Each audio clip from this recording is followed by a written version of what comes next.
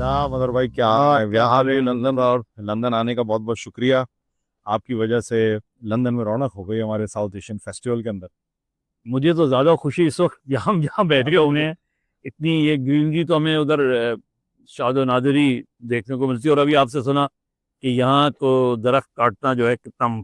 हाँ, यहाँ पर दरख्त पर टीपीओ होता है, देखें वो कोने पे लगा, उस पर छोटा सा कॉइन लगा होता है अच्छा। और उस पर नंबर लिखा होता है, वो कहलाता है ट्री प्रोटेक्शन ऑर्डर। ओके। तो वो जब तक परमिशन ना दी जाए तो उसको आप काट नहीं सकते थे। आप जो जो इस वक्त उर्दू जबान के ऊपर काम कर रहे हैं। जी हाँ, जी हाँ दादा भाई, वो बस चल रहा है सिलसिला। असल में मेरी ख्वाहिश ये नहीं होती कि मैं लोगों से कहूँगा कि आप ऐसे बोलें, मगर ये होता है कि बस लोगों तक जो सही मालूमात है वो पहुँचा की दूँ। बातें बाकी कोई इस्तेमाल कर करे नहीं कर रहे उन लोग भी सवाब दी तो मैं तो प्रोफेसर जबान दान तो हो नहीं सहाफत की मगर। अपनी जबान होती है, जी हाँ। लिटरेचर की अपनी जबान होती है। अ, एक ज़माना था जब खैर हमारे यहाँ बड़े बड़े शायर और अदीब एडिटर भी हुआ करते थे। हाँ हाँ। फैज़ अहमद फैज़ साहब, शौकत सिद्दीकी साहब, हाँ, अमल नदीम कासमी क्या साहब। बात है, बहुत बड़े नाम है। और ये अंग्रेजी में भी निकाल लें तो। और बहरहाल ये जो आपका वसाल फेस्टिवल है, इससे बहुत खुशी हुई। विशाल, हाँ बहुत अच्छा रहा हमारा, बहुत इसने अच्छा हो गया। और इसका मकसद यही होता है ना कि हम आंगी यहाँ मुख्तलिफ कम्युनिटीज़ रहती हैं हमारे हिंदुस्तान की, हाँ, साउथ एशियन कम्युनिटीज़, तो यही मकसद था इसका। नहीं वो अच्छे होते हैं। मतलब लास्ट ईयर भी जब मैं आया था तो एक और बड़ी खुशी होती है कि सिर्फ बड़ों में ही नहीं, यंगस्टर्स में भी इस मरतबा मैंने देखा कि आए जी हाँ, आए काफ़ी लोग आए। तादाद कम है यंगस्टर्स की, उस लिहाज से ज़ाहिर है उनका एक बिल्कुल एक दूसरी दुनिया है। हम्म। और पुरानी दुनिया और नई दुनिया को मिलाना पड़ेगा। मिलाना पड़ेगा हम लोगों को। मगर ये बताइए, यहाँ तो ये सिलसिला चल रहा है, आप आए और वसतुल्लाह खान साहब भी आए, हाँ। मगर वो यहाँ तो सर्दी है, पाकिस्तान में बड़ी आजकल गर्मा गर्मी हो रही है, और क्या कहानी है हाँ, पाकिस्तान में भी मौसम जो है वो मौसम की तरह बदलता मतलब। है। लेकिन ये कि वो सहाफ़ियों के लिहाज से तो कहा जाता है कि there is never a dull moment in Pakistan. Hmm. कोई ना कोई खबर होती है। लेकिन ये कि आप 15 दिन यहाँ रह के चले जाएं, आप 1 महीना अमेरिका में रह के चले जाएं, वापस जाएंगे तो लगता है जैसे कल ही की बात। कल ही की बात है, बिल्कुल आपकी तरह गुजर जाता है। हाँ। तो अभी जो साफियों पर जो भी हुआ है, इस सिलसिले में आपका क्या, आप इसको कैसे देखते हैं? देखिए हमेशा से ही रहा है, अब क्योंकि वक्त बदलता गया, सहाफत फैलती चली गई। हम्म। पहले सिर्फ प्रिंट का ज़माना था, फिर इलेक्ट्रॉनिक मीडिया, डिजिटल मीडिया। अब तो ये कि ये मोबाइल है और हर आदमी के पास मोबाइल है, तो जी। वो उसके अपने टैलेंट के ऊपर होता है। वो अच्छी बार लोग बड़ी अच्छी अच्छी तस्वीर बना के, बड़ी अच्छी अच्छी वीडियो बना के भेजते हैं। बाज जो जिस तरह के वो लोग होते हैं वो उसी तरह का मिजाज होता है उनका। लेकिन हर चीज़ देखने को सुनने को मिलती है। लेकिन उसके बावजूद समझ में नहीं आता कि ये हमारी हुकूमतें क्यों इन चीज़ों को नहीं समझती कि आप आज की दुनिया में आप इंफॉर्मेशन को रोक नहीं सकते। जी हाँ। आप जितनी भी कवानीन बना लें, जितनी भी पाबंदियां लगा लें, लेकिन आप इंफॉर्मेशन को नहीं रोकते तो रोकने की ज़रूरत क्या है? आप उसको काउंटर करें। सही बात है। जो गलत खबरें हैं उनको सही खबरों से काउंटर करें, लोगों में अपनी क्रेडिबिलिटी बनाएं। लोगों में क्रेडिबिलिटी बनाएंगे आप हम्म। तो ज़ाहिर है डिसइंफॉर्मेशन वैसी किल हो जाएगी उस पे। जब आप चीज़ों को छुपाते हैं, दबाने की कोशिश करते हैं, जो कोई अपनी तहीं जो इन्फॉर्मेशन दे रहा होता है उसको उठाने की कोशिश करते हैं, बाज़ बाज़ केसेस में मार डालते हैं, लेकिन उससे खबर नहीं रुकती है। वो नहीं देगा, कोई और दे देगा खबर। बिल्कुल सही कहा। ये मेरा ख्याल है सोच में तब्दीली की ज़रूरत है हमारी हर सतह पे, हम्म। सहाफ़ती सतह पे भी, सियासी सतह पे भी। उसमें उस सोच में मुझे कोई बहुत खातिर खा तब्दीली नज़र नहीं आ रही, कोई मुस्बत तब्दीली नज़र नहीं आ रही। हम्म। ना सियासी सोच में मुस्बत तब्दीली नज़र आ रही है, ना सहाफ़ी मीडिया के हवाले से कोई इस तरह की तब्दीली नज़र आ रही है। इदारों का यानी यहाँ हम फॉलो तो यहाँ की वेस्टमिनिस्टर डेमोक्रेसी करते हैं। जी हाँ। लेकिन वहाँ जो है बहुत ही, वहाँ के लोग अगर आके यहाँ की डेमोक्रेसी को, यहाँ के लोग जाके वहाँ की डेमोक्रेसी को स्टडी करें तो उन्हें अंदाज़ा होगा, पहले रहे हैं हमारे वहाँ ही रहे हैं वो।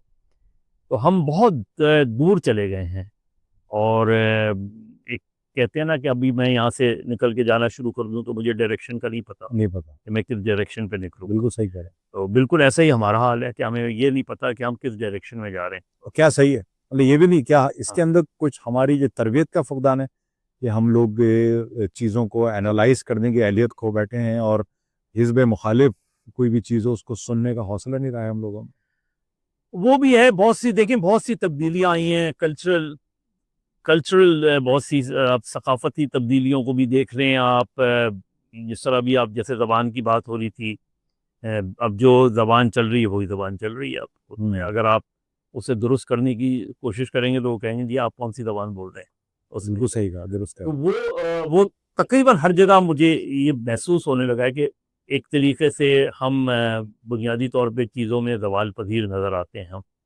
हत्ता ये कि खेलों में भी हम ज़वाल का जी शिकार हैं। हाँ, बहुत ज़्यादा। एक ज़माने में हॉकी में हम गोल्ड मेडल लिया करते थे, चैंपियंस थे, ओलंपिक, वर्ल्ड कप, उसके आज हॉकी को कोई पूछने वाला नहीं है। स्क्वॉश में हम पता नहीं कितने रिकॉर्ड हमने बना लिए, आज कोई पूछने वाला मगर हमारे जो हीरोज़ हैं, अब जैसे उस दिन प्रोग्राम के अंदर, हमारे विसाल के प्रोग्राम में हाँ।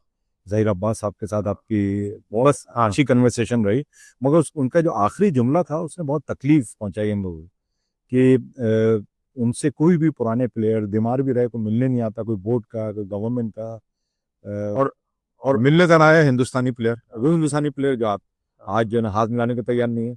ये कोई उस ज़माने के ज़ाहिर सियासत के असरात जो है वो खेलों तक आ गए, ये सबसे बड़ी बदकिस्मती है। ये वरना खेल जो है वो मिजाज तब्दील कर देता है, खेल माहौल तब्दील कर देता है, खेल जो है वो लोगों को करीब लाने का काम करता है। बदकिस्मती है कि हिंदुस्तान ने अब चंद सालों में हम देख रहे हैं कि हिंदुस्तान में जो है वो ख़ास तौर पे क्रिकेट भी, बाकी खेल इतना नहीं, लेकिन क्रिकेट के मामले में वो उन्होंने बिल्कुल उसको सियासत का हिस्सा बना दिया अपने। और शायद उसकी वजह यही है कि लगता यही है कि मोदी सरकार ने ये सोचा होगा कि यार क्रिकेट तो लोगों को मुत्तहिद करती है। अगर आप पाकिस्तान की टीम हिंदुस्तान जाती है तो वो प्लेयर्स को ऑन मेरिट क्लैप भी करते हैं। ज़ाहिर अपनी टीम की सपोर्ट तो एक नेचुरल बात होती है, लेकिन जो अच्छा खेलता है यहाँ भी इसी तरह, यहाँ यहाँ अगर आप क्रिकेट शायकीन से पूछें तो वो गिल की बैटिंग को भी पसंद करते हैं। और ये जो अभी नया लड़का आया है अभिषेक, इसकी बैटिंग को भी पसंद करते हैं, बुमराह की बॉलिंग को भी पसंद करते हैं। इसी तरह वहाँ के अगर आप इंडियन फैन से बात करें जनरली तो आपको लगेगा कि वो आज भी बाबर आजम को भी पसंद करते हैं। कोई बात, आखिर 2017 का हमने जब जीता था, ट्रॉफी जीती थी, तो वो इंडियन पाकिस्तानी प्लेयर्स ने एक दूसरे को मुबारकबाद दी। ये मुझे 2-3 सालों में ख़ास तौर पे नज़र आया कि इतना ज़्यादा जो है, इसका तो तसव्वुर ही नहीं था कि आप हाथ ना मिलाएँ। मतलब ये तो हँस भी कहते हैं, दोस्त होता नहीं है हाथ मिलाने वाला। तो लेकिन आप, यानी मैं हार के हाथ ना मिलाऊँ तो समझ में आता है। आप जीत के हाथ नहीं मिला लें, और जो हारने वाले हैं वो हाथ बढ़ा रहे हैं, आगे हाथ बढ़ा रहे हैं, ट्रॉफी ना लें, पॉलिटिकल कमेंट यहाँ से समझ नहीं आती बात। इससे बेसिकली ज़ाहिर है वो वही लग रहा है कि क्योंकि सियासत ने यरगमाल बना लिया है क्रिकेट को, और आने वाले वक्त में जो है ये चीज़ें बहुत ज़्यादा मेरा ख्याल है मुस्बत नहीं होंगी।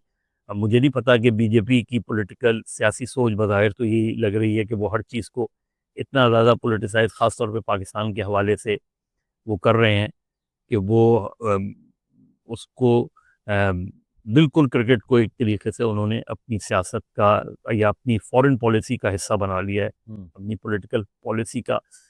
ये क्या इनके जाने के बाद चीज़ें तब्दील होती हैं, नहीं होती, लेकिन इससे नीचे के लेवल पे बहुत ज़्यादा जो है मैं समझता हूँ कि सिर्फ क्रिकेट का ही नुकसान नहीं होगा, हिंदुस्तान को खुद बहुत नुकसान होगा आगे जाके इस तरह हो ही रहा है। मगर अब जो हमारी पाकिस्तान की टीम है, किसी ज़माने में उनकी परफॉर्मेंस कुछ और थी, और आज उनकी जो परफॉर्मेंस हो गई है वो हारने के बावजूद वो फिर भी जज्बा ये दिखा रहे हैं कि पॉजिटिव जज्बा उन्होंने जेस्चर दिया है पाकिस्तानी टीम ने इंडिया के लिए। मगर हमारी यहाँ टीम तो खैर इंडिया की टीम काफ़ी पहले दिन से सुपीरियर थी। इंडिया में पहले दिन से मना दिए कि हमेशा से, ये नहीं हमेशा से तो नहीं थी खैर, लेकिन उनके यहाँ हमेशा से एक फास्ट बॉलर्स का क्राइसिस रहा, फिर उसको उन्होंने ओवरकम किया। वो हमेशा से स्पिनर्स बहुत अच्छे होते थे उनके, और हमारे हमेशा से स्पिनर्स को बहुत अच्छा खेलते थे हमारे बैट्समैन। अब बिल्कुल उल्टा हो गया है, उनके पास अच्छे फास्ट बॉलर्स भी आ गए हैं और हमारे बैट्समैन जो है स्पिनर्स को नहीं खेल पा रहे उनके। हैरत इतनी थी, पाकिस्तान का एक कैरेक्टर था क्रिकेट में, और मैं ये इसी खेल के हवाले से बात करूं, एक कैरेक्टर था कि वो फास्ट बॉलिंग, ज़्यादातर बॉलर्स आते थे हमारे पास। अब या तो हमारे यहाँ कोई ऐसा निज़ाम है कि ये टैलेंट हमारा निकल आ नहीं पा रहा, हालांकि टैलेंट बहुत है पाकिस्तान। टैलेंट मतलब वही होता है ना कि कहीं किसी दूर, अब ये जितने भी आपके फास्ट बॉलर्स आए, मोहम्मद आसिफ आए, मोहम्मद आमिर आए, वसीम अकरम आए इवन, लेकिन मैं तो उनकी बात कर रहा हूँ कि जो बहुत ही ऐसे इलाकों से आए कि जिन इलाकों में शायद कभी भी क्रिकेट बोर्ड के कोई लोग गए नहीं हो जी हाँ, उसने देखने। स्कूल लेवल की क्रिकेट हमारी, क्योंकि ये सारी चीज़ें ग्रास रूट लेवल पे होती थी। जी हाँ, क्रिकेट बोर्ड का स्ट्रक्चर कोई स्ट्रक्चर नहीं रहा, उसका पहले पूरा एक कॉन्स्टिट्यूशनल स्ट्रक्चर होता था, प्रॉपर स्ट्रक्चर होता था, बोर्ड होता था, एसोसिएशन होती थी। अब आप अगर कराची आएँ तो आपको क्लब्स ही नज़र नहीं आएंगे, जो इस ज़माने में ये सारे ज़हीर अब्बास भी पाकिस्तान क्रिसेंट से खेलते थे। जी, इसी तरह और जितने भी हमारे जाहिल मेराद हैं, कोई काफ़ी है, कोई नाज़ोबाद क्लब से खेलता था, कोई हुए, वो सब। तो अब कराची वो क्रिकेट की नर्सरी नहीं रहा। अब तो ये हाल हो गया है कि नेशनल स्टेडियम में लोग ही नहीं आते मैच देखने। हैरत। उसमें हमारे लोकल मैचेस भी नहीं लोकल मैचेस भी नहीं हो रहे ना, क्योंकि आपके उस तरह के, अब आपने उधर पैसा लगा दिया है कि अगर आप नाज़ोबाद सुपर कप होगा तो आपको 25,000 पहले जमा कराने पड़ेंगे। ये सारी चीज़ें फिर अब पोटेंशियल कहीं है तो किसे पता।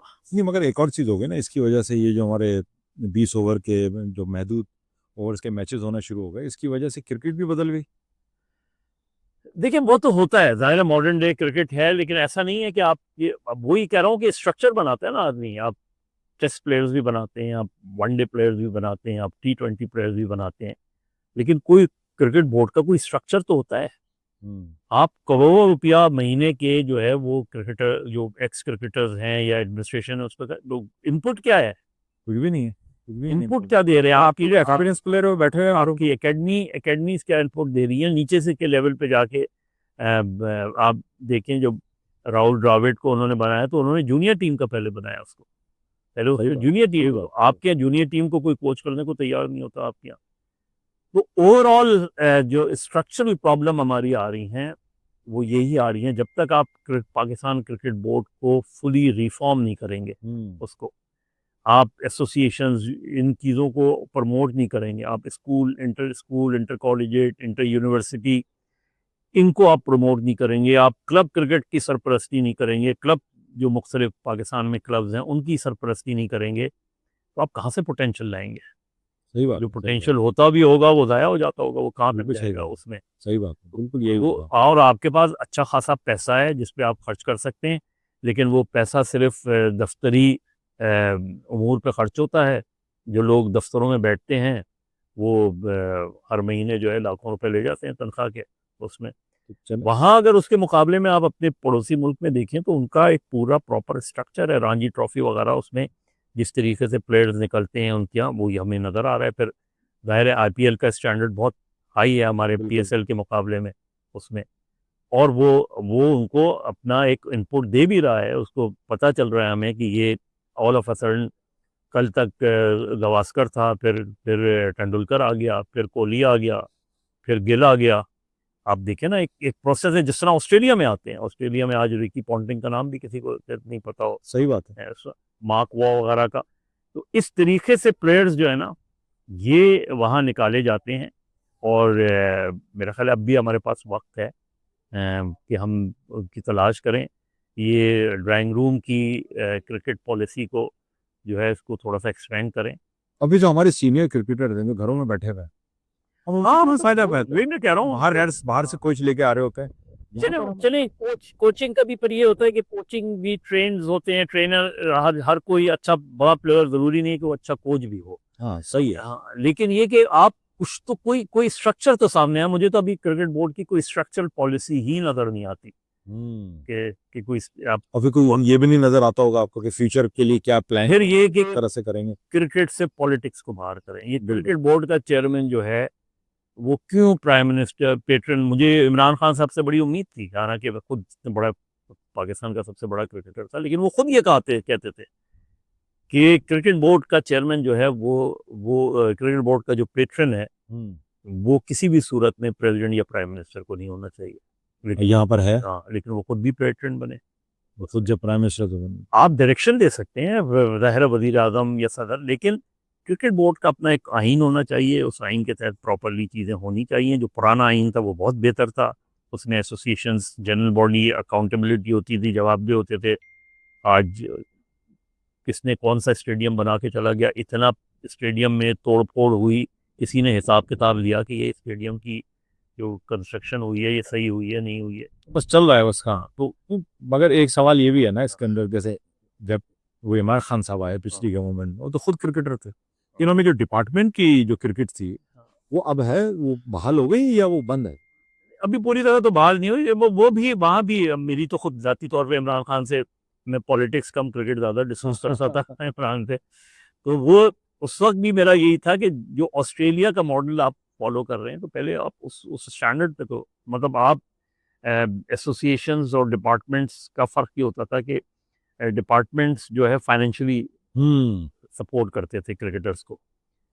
अभी आपका वो नहीं है कि आप कराची और लाहौर की बुनियाद पे लोग फाइनेंशियली भी आपको इतना वो करेंगे इसमें। सही बात है। तो इस चीज़ को मेरा ख्याल है देखने की ज़रूरत है, क्योंकि वैसे ही पॉलिटिक्स हर जगह आ गई है, आपकी जुडिशरी में पॉलिटिक्स घुस गई है, और पॉलिटिक्स हम बदकिस्मती है ये हमारी कि हम जब ये लफ्ज़ पॉलिटिक्स इस्तेमाल करते हैं या सियासत ज़्यादा इस्तेमाल करते हैं तो हम इसको नेगेटिव टर्म में यूज़ करते हैं इसमें, क्योंकि हमारी सियासत ही बदकिस्मती से इस तरह की रही है। बिल्कुल, वरना ये कि पॉलिटिक्स तो एक सिस्टम है, एक सिस्टम का तरीक़ाकार तय करता है, वो हम मेरा ख्याल है किसी भी, और इसी वजह से जो रियासत के आपके चारों सतून हैं, उन चारों सतून में आपको कहीं ना कहीं दरार नज़र आएगी उसमें, चाहे वो मीडिया हो, चाहे वो जुडिशरी हो, एग्जीक्यूटिव हो, हर जगह आपको हर जगह नजर अफरा तफरी नज़र आएगी। और उसमें तुर्रा इम्तियाज़ ये कि आपकी जो इस्टेब्लिशमेंट है उसको भी सियासत का शौक़ जाता ही नहीं है। वो पता नहीं कब सियासत का शौक़ जाएगा, कब वो ये तय करेंगे कि भाई उनका सियासत से कोई ताल्लुक नहीं है। हाँ, जिनका सियासत से ताल्लुक है वो अच्छी सियासत करें या गलत सियासत करें, जो भी करें वो उनका मुझे इनसे पूछने देना, ये काम आपका नहीं है कि आप पूछ। जी हाँ, तो हम यहीं पर अपनी गुफ्तगू का इख्तिताम करते हैं, क्योंकि मौसम बहुत नजर नहीं दे रहा। खूबसूरत मौसम है, ऐसी बात नहीं कि मौसम खराब। मौसम बहुत अच्छा है, बहुत ही जबी के बूंदे हल्की हल्की और इतनी ग्रीनरी है हर जगह, इतने पार्क हैं, यही देख के दिल खुश होता है कि काश हमारे यहाँ भी ऐसा ही हो। तो मदर भाई दोबारा फिर एक रखेंगे हम नशिस्त, और मुख्तलिफ जो टॉपिक्स हैं उन पर बात करेंगे। बिल्कुल, आप लोग का बहुत बहुत शुक्रिया, इजाज़त चाहते हैं।